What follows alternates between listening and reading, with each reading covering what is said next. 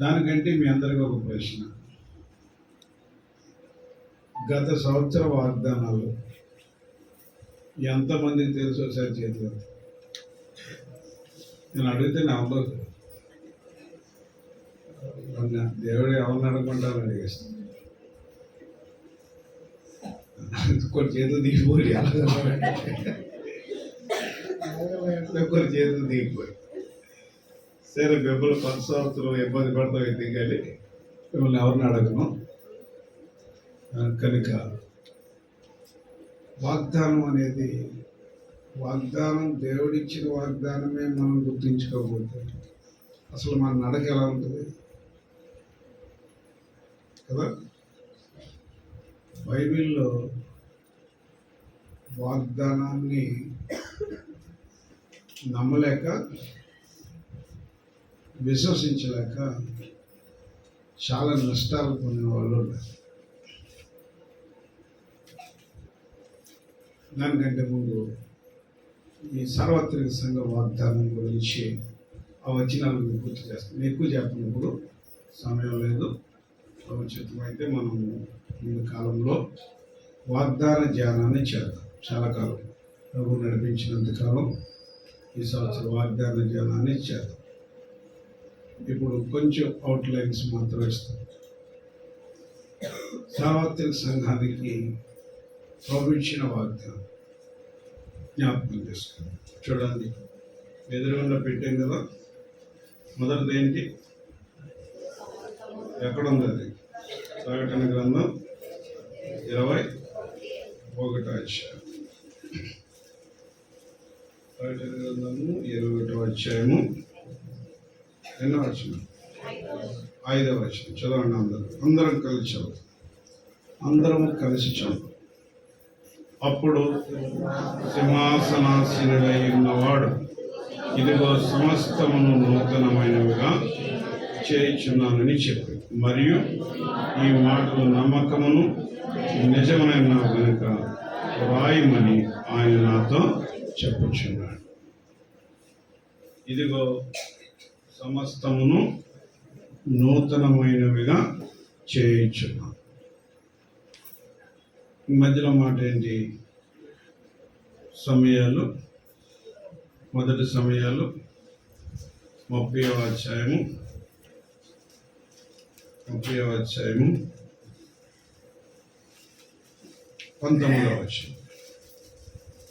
19వ వచనం చాలు. అందరం కలిసి చాలు.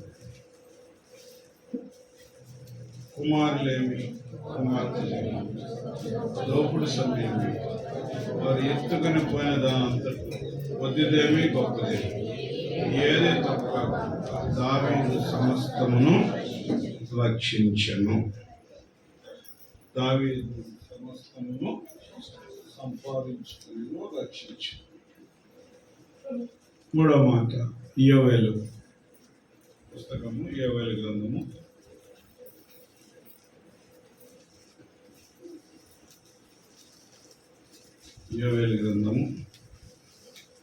2వ అధ్యాయము 25వ వచనం. మీరు కడుపారా తిని తృప్తి పొంది మీ కొరకు వింత కార్యములను జరిగించిన మీ దేవుడైన యెహోవా నామమును స్తుతించినట్లు నేను పంపిన మిడతలను, దొంగల పురుగులను, పసర పురుగులను, చీడ పురుగులను అను నా మహాసైన్యం తినివేసిన సంవత్సరముల పంచను మీకు మరలా తినివేసిన సంవత్సరముల పంచను మీకు మరలా నీతి. ఈ సంవత్సర వాగ్దానంలో ఉండే ఒక ప్రాముఖ్యత ఏంటంటే విశ్వాస జీవితాల్లో నువ్వు ఇష్టపడితే, నువ్వు సమర్పణ కలుగుంటే, నీ మార్గము, నీ శరీరము, నీకు ఇష్టమైన వాటిని ప్రభు కొరకు సమర్పించుకొని జీవించడానికి ఇష్టపడితే ప్రభు ఏం చేస్తున్నాడో తెలుసా? సమస్తము కూడా ఏం చేయబోతున్నాడంట? నూతనమైనవిగా చేయాలి. మొదటి ఆశీర్వాదం. ఈ వాగ్దానాలన్నీ ఆశీర్వాదంతో కూడుకున్న వాగ్దానం. ఏ విధమైన కండిషన్స్ లేవు ఇక్కడ. కండిషన్స్ లేకుండా ఆశీర్వాదకరమైన వాగ్దానం. సాధారణంగా ప్రతి సంవత్సరం సంఘ వాగ్దానం ఎలా ఉంటుందంటే ఏదో ఒకటి కండిషన్ ఉంటుంది. ఇక్కడ కండిషన్ లేకుండా వాగ్దానాన్ని ఇచ్చాడు అని అంటే పరిశుద్ధాత్ముడు మనల్ని ఎంత ప్రేమిస్తున్నాడో అర్థం చేసుకోవాలి. ఈ దుర్దినాల్లో, అపాయకరమైన దినాల్లో క్రైస్తవ లోకాన్ని, విశ్వాసుల్ని దేవుడు బలపరచడానికి ఇష్టపడతా ఉన్నాడు. దేవుడు సంతోషపడటానికి ఇష్టపడతా ఉన్నాడు. ఏ విధమైన చేతనైనా దేవునికి అనుకూలంగా మనం మార్చుకొని భూమి మీద ఆయన రాజ్య వ్యాప్తిని జరిగించి తన ప్రజలకు ఆనందం ఇవ్వాలని కోరుతా ఉన్నాడు. అందుకొరకు సమస్తము కూడా ఏం చేయబోతున్నాడంట? క్రొత్తదిగా చేయబోతున్నాడు. ఏది కొత్తది అవుతుంది అంటే పోగొట్టుకున్నది కొత్తది అవుతుంది. దావీదు సమస్తమును తిరిగి సంపాదించు. ఇంగ్లీష్లో చాలా బాగుంటున్నమాట. డేవిడ్ రికవర్డ్ ఆల్ అని అంటారు. కనుక దావీదు తిరిగి సమస్తమును ఏం చేసుకున్నాడంట? సంపాదించు. దేన్ని, ఎలాంటి దాన్ని సంపాదించుకున్నాడంటే, ఎలాంటి దాన్ని సంపాదించుకున్నాడు విచిత్రం అంటే, దేవుని యొక్క మహాసైన్యము తినివేసిన వాటిని సంపాదించు. మీకు అర్థమైందా పాయింట్? అది 3వ వచనంలో, 3వ వాక్యంలో రాయబడింది. చదవండి. 50 గ్రంథంలో, మీ దేవుడైన యెహోవా నామమును స్తుతించినట్లు నేను పంపిన మిడతలను, దొంగల పురుగులను, పసర పురుగులను అను నా మహాసైన్యము తినివేసిన సంవత్సరంలో పంటను మీకు మరలా ఇస్తాను. ఆయన మహాసైన్యము తినివేసిన పంట. కనుక దేవుడు మనకి నష్టం కలిగించటానికి కూడా ఆయన దగ్గరే ఉన్నాయి సైన్యం. కదా, ఇక్కడ ఏమర్థం అవుతుందంటే మనకు నష్టం కలిగించడానికి కూడా ఆయన దగ్గరే ఉంది సైన్యం. దేన్ని వాడుకుంటాడో తెలియదు. పంటలు నాశనం చేయడానికి ఏం వాడుకుంటాడు?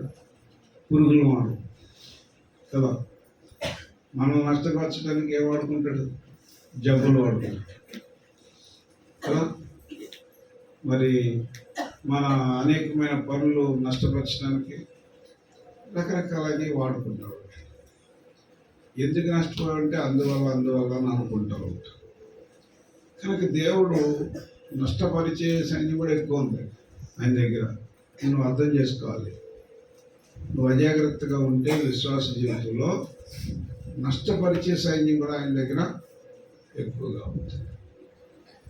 దావీదు సమస్తమును రక్షించుకొని నన్ను ఉంది కదా.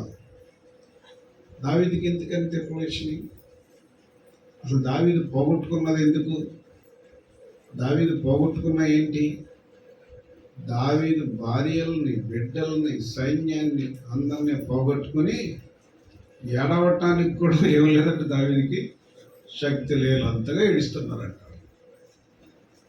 అర్థమైందా? ఎందుకు వచ్చింది? దావీదు భక్తుడు కదా, దావీదు విశ్వాసి కదా. దావీదు యొక్క జీవితంలోకి మనం వెళ్తే దావీదు ఏం చేస్తూ వచ్చాడంటే 2 మాటలు చెప్తాను, ఎక్కువ చెప్పను. నేను ఎక్కువ చెప్పగలను కానీ ఈ సమయంలో ఎక్కువ చెప్పను, సమయం లేదు. 2 మాటలు గుర్తుపెట్టుకో. దానికంటే ముందు వాగ్దానం యొక్క ప్రాముఖ్యతను కూడా ఒకసారి మీకు గుర్తు చేస్తాను. వాగ్దానంలో ఏమవుతుంది అని అంటే చూడండి, పేతురు 2వ పేతురు 1వ అధ్యాయము 4వ వచనం. 2వ పేతురు 1వ అధ్యాయము 4వ వచనం. 2వ పేతురు 1వ అధ్యాయము 4వ వచనం చదవండి. ఆ మహిమ గుణాతిశయములను బట్టి ఆయన మనకు అమూల్యములను అత్యధికములైన వాగ్దానములను అనుగ్రహించున్నాడు. ఆశను అనుసరించుట వలన అనుసరించటం వలన లోకమందున్న భ్రష్టత్వము ఈ వాగ్దానముల మూలముగా మీరు తప్పించుకుని దేవ స్వభావమునందు పాలివారైనట్లు వాటిని అనుగ్రహించి. వాగ్దానము ఏం చేస్తుందంటే మనల్ని భ్రష్టత్వాన్ని నుంచి, దురాశ నుంచి, లోకములో ఉన్న భ్రష్టత్వాన్ని నుంచి తప్పించడానికి వాగ్దానంలో ఎంత శక్తి ఉందో చూసారా? లోకంలో ఉన్న భ్రష్టత్వం నుంచి, దుష్టత్వం నుంచి, సాతాను యొక్క తంత్రాల నుంచి తప్పించి వాగ్దానం మనల్ని ఎక్కడ నడిపిస్తుందంట? దేవ స్వభావంలోనికి నడిపిస్తుంది. అది వాగ్దానం యొక్క విలువ. వాగ్దానానికి అంత ప్రాధాన్యత ఉందన్నమాట. రెండవది ఏంటంటే వాగ్దానము చూడండి, గలతీ పత్రిక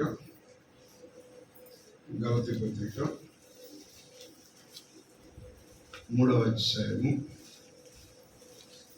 గలతీ పత్రిక 3వ అధ్యాయము 13వ వచనం. ఆత్మను గూర్చిన వాగ్దానము విశ్వాసము వలన మనకు లభించును. అబ్రహాము పొందిన ఆశీర్వచనము క్రీస్తు యేసు ద్వారా కలుగుటకై క్రీస్తు మన కోసం శాపమై ధర్మశాస్త్రం యొక్క శాపం నుండి విమోచించాను. ఇక్కడ వాగ్దానం ఏంటంటే విశ్వాసము వలన మనకు ఆత్మను గూర్చిన వాగ్దానం. ఇదొకటి. రెండో విషయాన్ని మనం గుర్తుపెట్టుకోవాలి. ఆత్మను గూర్చిన వాగ్దానం ఎలాంటిదంటే వాగ్దానము సజీవమైనది. వాగ్దానము నిరీక్షణతో కూడుకున్నది అని ఉంటుంది. అపొస్తలుల కార్యములో మనం చదివితే వాగ్దానము నిరీక్షణతో కూడుకున్నది. నిరీక్షణ దేనికి సంబంధించింది? ఆత్మకు సంబంధించింది. కనుక వాగ్దానము ఆత్మ సంబంధమైంది.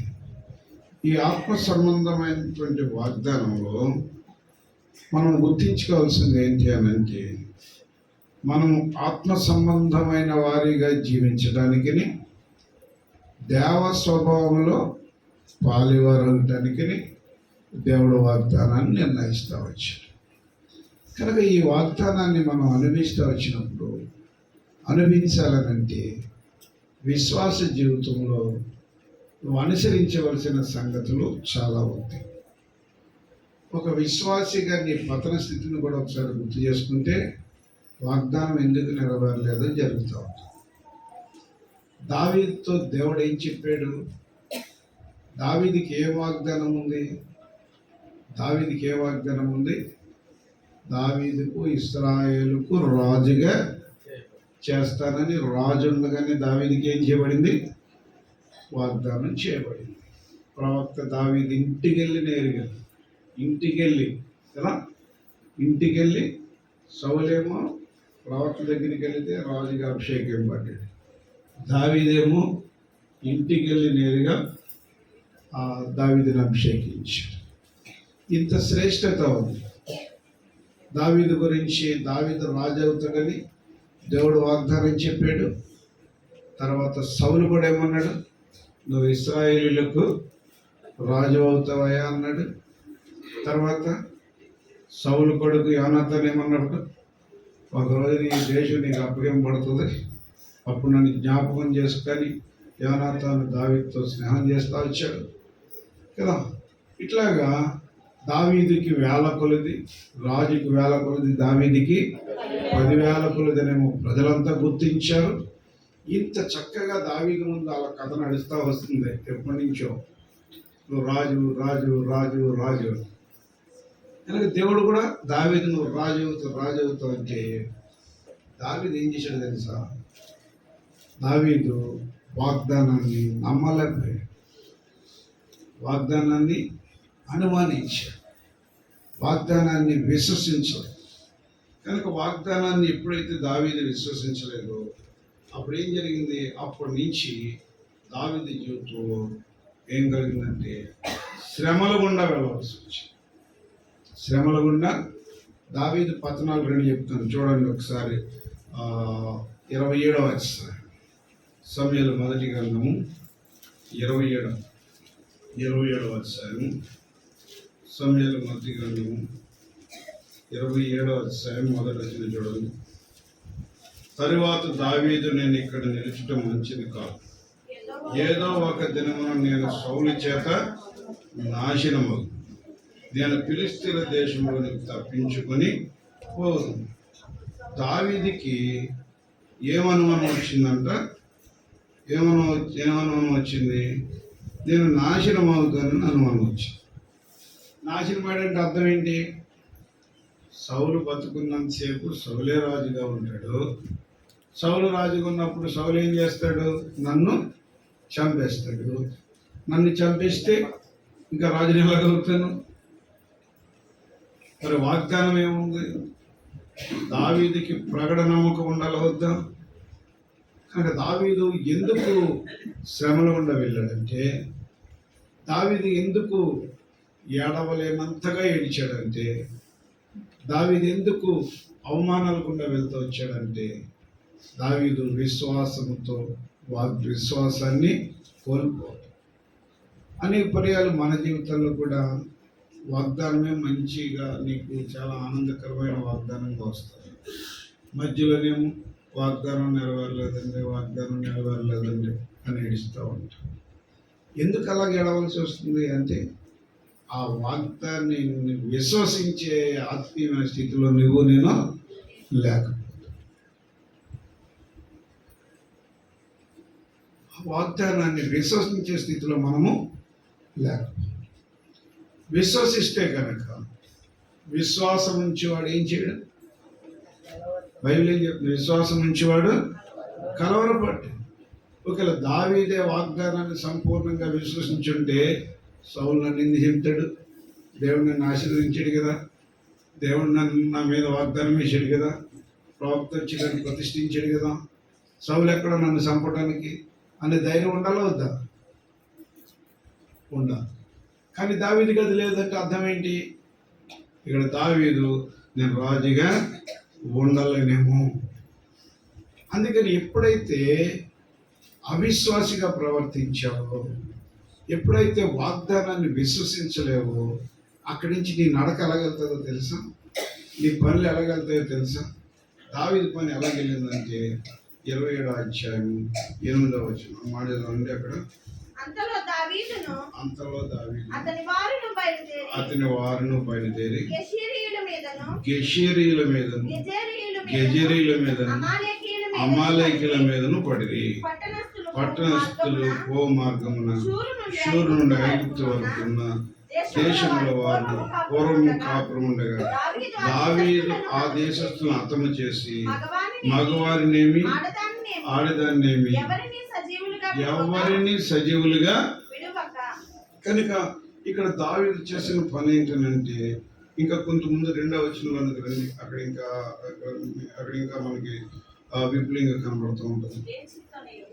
లేచి తన యుద్ధనున్న 600 మందితో కూడా ప్రయాణమై మాయేకు కుమారుడును గాతు రాజైన ఆకీషు వద్దకు చేరు. ఎక్కడికి వెళ్ళాడంట? ఆకీషు దగ్గరికి వెళ్ళాడు. వాళ్ళెవరు? ఫిలిష్తీయులు కదా. వాళ్ళెవరు? ఫిలిష్తీయులు. దేవునికి వ్యతిరేకమైన ప్రజలు. కొంత శోధన వచ్చి ఉండొచ్చు, కొంత కలవరం ఉండొచ్చు. వాగ్దానాన్ని, దేవుని యొక్క మాటను విశ్వసించకపోవటం వల్ల ఆ తొందరపడి మార్గం తప్పేసి ఎక్కడికి వెళ్ళకూడదో అక్కడికి వెళుతూ వచ్చి, ఈ దినాల్లో మనం కూడా అనేక పర్యాలు దేవుని మాట నమ్ము, దేవుని మాట విశ్వసించు. దేవునితో మాట్లాడుతున్నప్పుడు వాటి మీద లక్ష్య పెట్టు.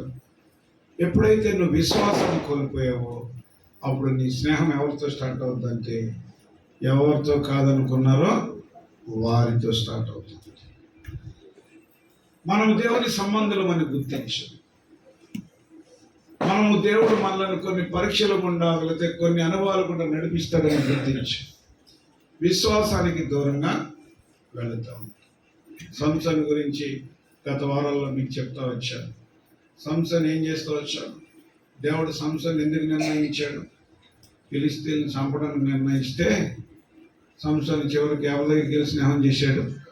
ఫిలిష్తీయులతో స్నేహం చేసి ఫిలిష్తీయుల గాజాకు పోయి అక్కడ దాన్ని చూసి తర్వాత అక్కడి నుంచి దెలీలా దగ్గరికి ఇలాగ తన మార్గం అంతా కూడా తప్పిపోతూ వచ్చాడు. కనుక దావీదు జీవితంలో కూడా ఏం జరిగిందనంటే దేవుని ప్రజల శత్రువులతో ఏం చేశాడు? ఆకీషుల దగ్గరికి వెళ్ళి ఏం చేస్తూ వచ్చాడంట? స్నేహం చేయటం జరుగుతూ వచ్చాడు. చివరికి దావీదు మళ్ళీ ఎలా మారిపోయాడంటే చూడండి, 10వ వచనంలో చదువుతాము. దయచేసి 10వ వచనం. ఆకీష్, ఇప్పుడు మీరు దండెత్తి దేశంలో చొరబడితేరా అని దావీదును అడిగాడు. దావీదు యూదా దేశమునకును యెరహ్మెయేల దేశమునకును కేనీల దేశమునకును దక్షిణముగా మేము ఒక ప్రదేశంలో జరగదు. అలాగని దావీదు చేయొచ్చు. అతను ఫిలిష్తీయుల దేశంలో నివసించినంత కాలము ఆ ప్రకారము చేయనని తమను గురించి వారు చెప్పుదురేమని గాతుకు వర్తమానం తేగా మగవాన్నైనా ఆడదాన్నైనా దావీదు బ్రతకనీయలేదు. కనుక చివరికి దావీదు ఏం చేస్తూ వచ్చాడనంటే ఒక తీవ్రవాదిలాగా మారిపోయాడు. మన ఆత్మీయమైన జీవితంలో కూడా అంతే. ఇతను ఎంతో మనుషుడు, లేకపోతే ఎంతనో విధేయుడు, ఇంకెంతనో సాత్వికుడు అని అనుకుంటూ ఉంటాం. ఎప్పుడైతే నీ విశ్వాసం కోల్పోయావో, నీ మార్గం తప్పిపోయిందో, కాని వారితో సాంగత్యానికి వెళ్తూ వచ్చినాము, అప్పుడు మనం ఏం చేస్తుంటే భక్తిలో ఒక తీవ్రవాదులుగా తయారవుతాం కదా. దేవుని ఆత్మేమో విధేయతతో మాట్లాడుతూ ఉంటుంది, మన ఆత్మేమో ఎలా మాట్లాడుతూ ఉంటుంది? దేవునికి విరుద్ధంగా. దావీదు అడిగాడు అక్కడ ఏంటనంటే, వాళ్ళు అక్కడికి వెళ్ళినప్పుడు ఏం చేశాడంటే వాళ్ళందరినీ కూడా దావీదు చంపేశాడు. కొన్నిసార్లు తీవ్రవాదులు దెబ్బ ఎలా ఉంటుందంటే ఎవడో ఒకటి గురించి బాంబు వేస్తారు. ఏదో ఒక వాళ్ళ టార్గెట్ వేరే ఉంటుంది. ఆ టార్గెట్ గురించి బాంబు వేస్తే ఏమవుతుంది? అటు చచ్చినా రాకపోయినా చుట్టుపక్కల వాళ్ళు చచ్చిపోతారు, అమ్మాయికి చచ్చిపోతారు కదా. అలాగే ఇక్కడ ఏం జరిగిందంటే ఆకీష్ దగ్గర వాళ్ళ దగ్గరికి వెళ్ళి అమాయకులు చంపేసి, ఇలాంటి పొరపాట్లు గుండా దావీదు నడుస్తూ వచ్చాడు. ఎందుకు? వాగ్దానాన్ని విశ్వసించు, వాగ్దానాన్ని నమ్మకపోవటం. ఈరోజు నువ్వు నేను అడగాల్సింది ఏంటో తెలుసా? దేవుడు నిన్ను ఏర్పాటు చేసుకున్నాడు, లోకం నుండి వేరు చేశాడు. మనం లోక సంబంధులము కాదు. పైనుండి దేవుడు తన వాగ్దానం ద్వారా నిన్ను నడిపిస్తూ ఉంటాడు. ఎప్పటికప్పుడు దేవుడు నీతో మాట్లాడుతూ ఉంటాడు. దేవుడు సమయోచితంగా నీ పరిస్థితులను బట్టి నీకు వాగ్దానాలు అనుగ్రహిస్తూ ఉంటాడు. వాగ్దానాలు నమ్మటమే విశ్వాస యొక్క ముఖ్య ఉద్దేశం. వాగ్దానాన్ని నువ్వు నమ్మినప్పుడు వాగ్దానము నిన్నేం చేస్తుందంటే బ్రతికించేదిగా కనపడుతూ ఉంటుంది. ఇలా దావీదు జీవితంలో చాలా చాలా చాలా ఉన్నాయి. ఏంటంటే పతనాలు కనబడుతూ వచ్చాయి. అయితే దావీదు తర్వాత ఏం చేస్తున్నాడనంటే దావీదు పశ్చాత్తాపడినటువంటి వాడిగా కనబడుతూ ఉంటాడు. దావీదు పశ్చాత్తాపడుతున్నాడు. పశ్చాత్తాపడిన తర్వాత అప్పుడు దేవుని యొక్క వాగ్దానాన్ని గుర్తెరిగాడు. దేవుని యొక్క వాగ్దానం తనలో పనిచేయడం ప్రారంభించాడు. ఇప్పుడు దేవుని శక్తితో దావీదు కమ్ముకున్నాడు. ఇప్పుడు దావీదు ఏం చేశాడంట? వాళ్ళందరినీ తరిమి దావీదు సమస్తను కూడా తిరిగి సంపాదించుకున్నాడు. ఈ ఉదయకాల సమయంలో నూతన సంవత్సరంలో వాగ్దానంలోనికి వస్తున్న నీ జీవితంలో వాగ్దానం మాత్రం విలువైంది. ఏ విధమైన షరతులు లేకుండా ప్రభునితో మాట్లాడుతూ ఉంటాడు. ఇదిగో సంవత్సరమును దయాకిరీటముగా అనుగ్రహించున్నాను, దాని జాడలు సారమును. ఏంటి సారం అంటే నీ క్రియలన్నీ కూడా నూతనమైనవిగా చేయబోతున్నాడు. రెండవ సారవంతమైన ఫలితం ఏంటంటే నువ్వు పోగొట్టుకున్నవన్నీ కూడా తిరిగి సమకూర్చుకునే మార్గంలో నడిపిస్తున్నాడు. మూడవది ఏంటంటే దేవుని సైన్యమే నష్టపరిస్తే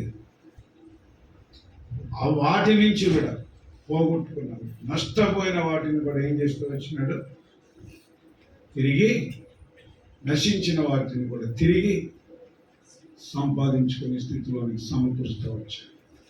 ఆ విధంగా దేవుడు ఈ సంవత్సరం అంతా మన మధ్యలో ఉండబోతున్నాడు.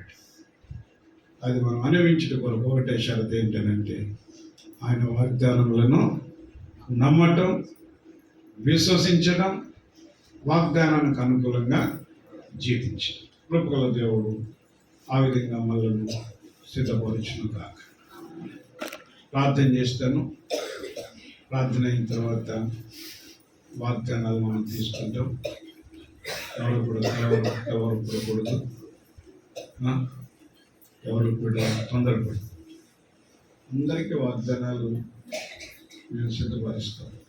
కాబట్టి క్రమంగా మర్యాదగా ప్రార్థన పూర్వకంగా ధ్యానపూర్వకంగా వచ్చే వాగ్దానం తీసుకు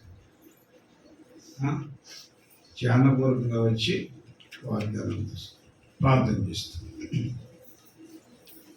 మా ప్రేమ గల ప్రియ పరలోకపు తండ్రి, మీకు వందనములు, స్తుతులు, స్తోత్రాలు చెల్లిస్తాం. సమయం కొరకు నేను స్తుతిస్తాను. మహోన్నతమైన నీ మహాకృపకు ఆవిష్కృతున్నాను. 2024 సంవత్సరం నీ వాగ్దానం ఇచ్చి, వాగ్దానం ద్వారా మమ్మల్ని నడిపించి, సంఘానికి మీరు ఇచ్చిన వాగ్దానాల కొరకు, వ్యక్తిగతంగా మాకు ఇచ్చిన వాగ్దానాల కొరకు అవి నెరవేర్చినందుకు నా దేవుడు నా ప్రార్థన ఆలోచించి నీ మాట మా జీవితంలో నెరవేరుస్తూ వచ్చారు. తండ్రి నీకు వందనాలు. ప్రభా, మేము అడిగినవన్నీ మా కార్యములు, నీ పనులు కొనసాగించే శక్తి ఇచ్చారు. ఈ వందనాలు, స్తోత్రాలు చెల్లిస్తాం. 2025 సంవత్సరం కొరకు మా కొరకు సిద్ధపరచబడిన వాగ్దానం కొరకు వందనాలు. దాన్ని అనుభవించడం కొరకు, దాన్ని విశ్వసించే జ్ఞానం, నమ్మే జ్ఞానం మాకు దయచేయమని ఈ సన్నిధిలో ప్రార్థన చేస్తాం. నీకే వందన స్తోత్రాలు చెల్లిస్తాం. దయగల స్థలకు అప్పగిస్తాం. ప్రార్థించి వేడుచున్నాము తండ్రి. ఆమేన్. దయచేసి కూర్చోండి. ఇప్పుడు పాట పాడుతుంటాము. ఆ పాట పాడుతున్నప్పుడు